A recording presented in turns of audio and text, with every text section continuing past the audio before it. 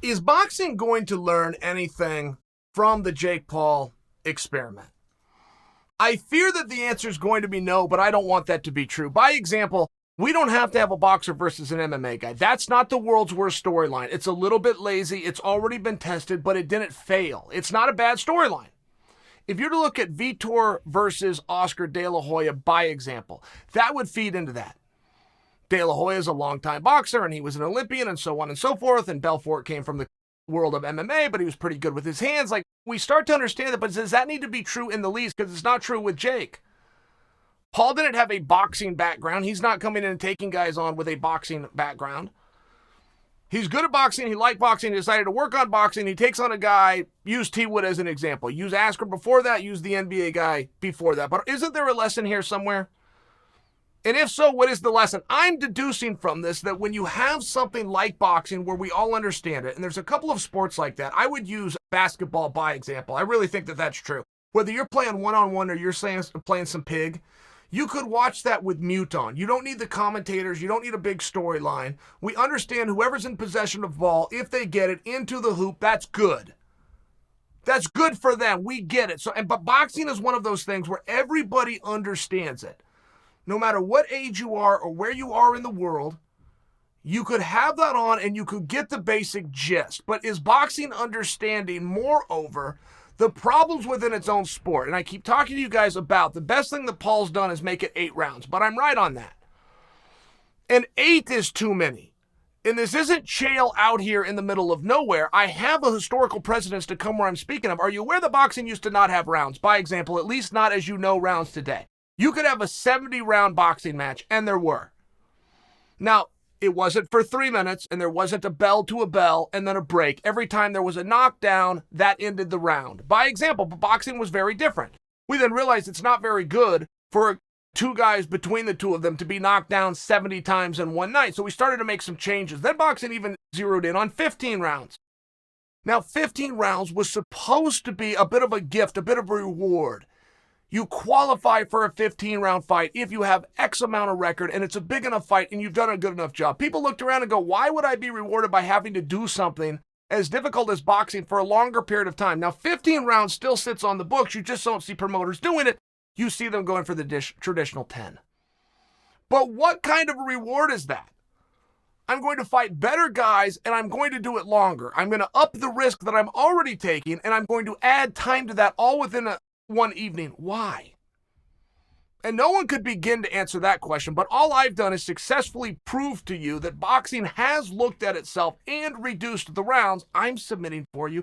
They're still not there. 8 round gets you a little bit closer, and do you have to have a boxer in there? Can you just take 2 interesting people, and what is it that you're fighting for? That has been one thing that Paul gets a lot of credit in a lot of different areas, but one thing he's done a very good job of doing is telling us why we're here. I'm from Portland. We used to have a small time, it was known as regional, but it had a television presence, professional wrestling program known as Pacific Northwest Wrestling. The promoter, the late, great Don Owen. It was the only professional wrestling, aside from Vince McMahon, that was on TV. It was on a local market, but it was a big deal. They played the Portland Sports Arena, and they would sell out every Saturday night. It was only a number of hundreds of tickets, 600, 700, but it was packed every single night. And the story would continue. Well, once you've seen a guy try to get another guy's shoulders down and pin him for the 1, 2, 3, once you've seen that enough times, you got to add something to it. Don Owens would do what's known as a coal miner's glove match. And it would take a big old coal miner's glove, that big glove that you can go buy at any hardware store, and allegedly, that glove had a metal bar right here. He would hang the glove above the ring. Whoever could get to the glove could then put it on, hit the opponent, and cover him 1, 2, 3. Whoever got access to the glove has won every coal miner's glove match in the history of coal miner gloves. But you still had to put the guy's shoulders down 1, 2, 3. He added one caveat, which was this glove that apparently had a loaded bar. It's no different than Vince McMahon used to set up a cage every now and then, except he would charge you to watch it. He would make you pay more if it was a cage match. The rules were the same. But he changed one variable. And throughout history, it's been very important to make sure that your village or tribe has a good fighter. It could cost you life. It could cost you land if somebody else came in and was better fighting than you.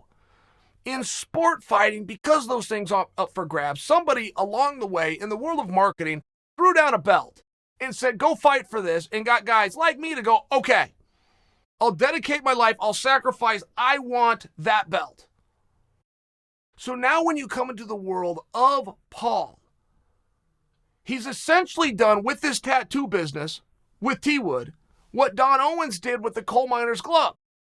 He put something on it. This was on accident. This came up at his press conference, but it needs to be studied and identified. Of all the call-outs that I've ever seen, think of all the people that are challenging Paul. They would never give him an opportunity. They wanted to resist him, and now they're coming to him begging because they're seeing what some of the numbers are. They're seeing the attention that they can gain. They're seeing that they believe that he's beatable and they can come in and get a little bit of shine. Other guys have taken theirs. Remember that basketball player? His name's Nate Robinson. Remember when he lost to Paul and it was like humiliating? But then when Askren lost to him, it was a little bit less humiliating. And then when T. Wood lost to him, right, it's not as humiliating for those guys. Benny Askren even talked about that. He's good friends, teammates, workout partners with Tyron. Ben talked about it before the fight. He said, man, I'd be less embarrassed if T. Wood lost to him, only because I know how good T. Wood is. And maybe if Jake spread it around, I lost to a guy that's a little better than I gave him credit for. But there's some truth to that.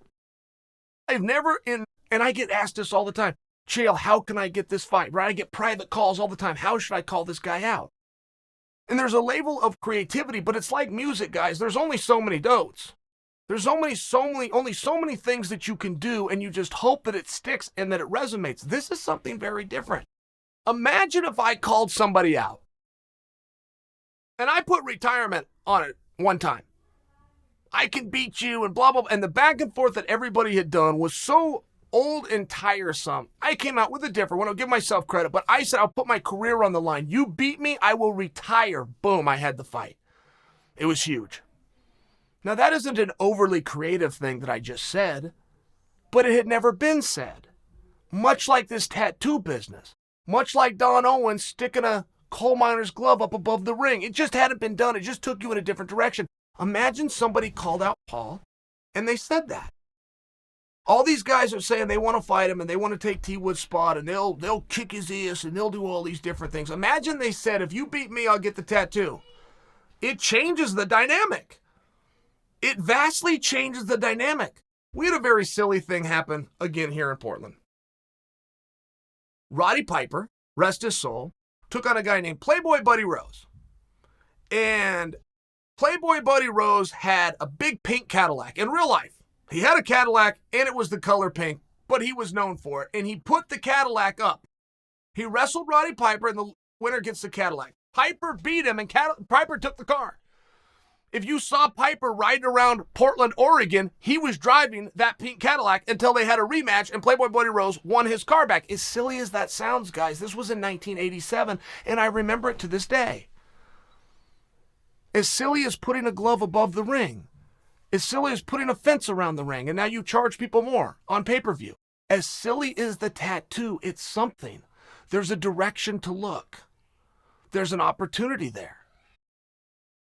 Boxing says, much like MMA, much like basketball, much like football, much like baseball, but this is about identifying who is the best. We're going to have a season, we're going to have a year, but at some point in every single year, we are going to conclude and cap this off by crowning somebody champion. Those sports are forcing you, the audience, to believe that's what it's about, and it has been over time. Does it have to be? Why? Because Jake Paul is not showing that. This is not about who's the best. There is not some belt thrown out. Your village and tribe are not called into question over life and liberty. It is coming from entertainment, but there's something on it. And I wonder if boxing will observe that. I wonder if boxing is learning. I wonder if boxing is learning that much as they reassessed the 70 rounds and made it 15, as much as they've reassessed the 15 rounds and lowered that to 12, that Jake's more in line with what people want to see coming in at 8. If you go and look at the amateurs, the Olympics just got done. But boxing, which is a tournament, to win the gold medal, you must win 4 fights in a row, is contested in a 5-day period. Now, 4 guys in the world of MMA or boxing in the professional ranks fighting 4 times in a 5-day period would be unheard of. No commission anywhere would sanction it. But no commission anywhere even looks in the direction of unsanctioning what they do in the amateurs known as the Olympics. And when the boxers come out of it, they're not overly beaten up. They don't have extra swelling and extra bruising. There isn't extra trauma. They prepare themselves for 3 rounds. They can do it, rinse and repeat, come back and do it again, rinse and repeat, do it 2 more times if that's what it takes to win. In the mere fact that a guy can only do it 2 times a year, never a scenario where it's more than 3, should be evidence in the direction that I'm pointing that it's too damn many rounds. It's too damn many rounds, not only to put the athletes through, but the audience doesn't want to see it. And I'm just wondering if boxing is taking any lessons from this. It would be a very neat thing, in my opinion, if we could get boxing cards more on the regular, right? Jake Paul was coming out today and he was bragging that he and T. Wood is the second highest pay-per-view of any boxing event this year. Boxing is my second favorite sport. I could not name 3 boxing pay-per-views that happened for you this year. I don't think you could. You've heard of the name Triple G. If I was to pay you right now to tell me what those 3 G's stand for, I don't think you could do it. I'm trying to remember, did Wilder and Fury fight within 2021, or was that a previous year, right? I mean, it's one of these things where Paul's coming as the second biggest pay-per-view in boxing in 2021. I don't dispute that. I would be very curious who was number 1. I would be very curious who was number 3. And if we even get to a number 5, I won't have the foggiest idea, and neither will you. And it's not because people don't like pugilism. They understand it. They get it. A story, always helpful. But is boxing and its leadership taking in any lessons here? And I would ask a very simple question, right? I understand a commission exists to collect 6%. I'm well aware of that. But they hang their hat on the argument that we're here for fighter safety. They say it over and over and over again. What commission has stepped forward and said 12 rounds is too much? We used to do 15. It used to be endless. So we know we're going in the right direction. 10 rounds, clearly safer than 12. But what commissioner has brought that up? He doesn't have to win. He or she does not have to get that passed. Chael doesn't have to be right. But somebody needs to bring it forward. And that somebody fixing boxing, helping with the safety, moving forward in a positive direction should not be Jake Paul.